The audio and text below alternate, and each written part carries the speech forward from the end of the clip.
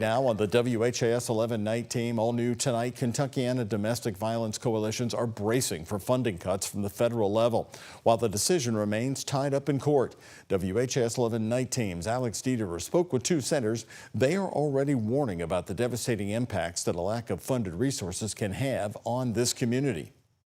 We will lose lives. The harsh and scary reality being faced by domestic violence coalitions as they grapple with federal funding cuts. Let's just say over the past 5 years, we've had a substantial cut to our victims of crime funding. Angela Yanelli is the CEO of Zero V, the Kentucky-wide coalition that supports all 15 designated domestic violence shelters in the state.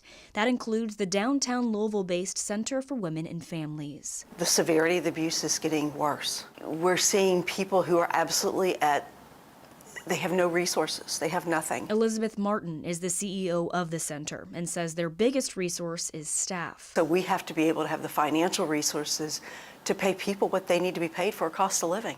The National Network to End Domestic Violence said that President Trump's fiscal year 2026 budget includes devastating cuts to domestic violence programs. How do we continue to do our work, be able to reach the survivors that we need to be able to reach with few resources? Over the last 2 years, the Kentucky legislature gave Zero V $7.1 million in a one-time support to cover lost funds from the Federal Victims of Crime Act.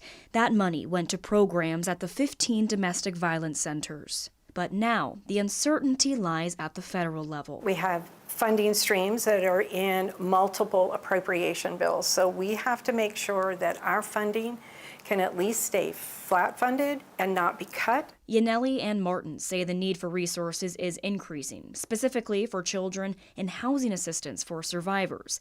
But the money to fund programs and provide resources is becoming less certain. People will die. People do die.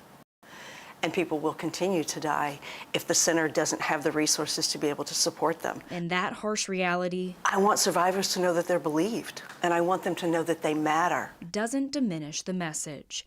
In Louisville, Alex Dieterer, the WHAS 11 night team, on your side. If you or someone you know needs help, you can call the domestic violence hotline. The number is 1-800-799-7233. It is open around the clock.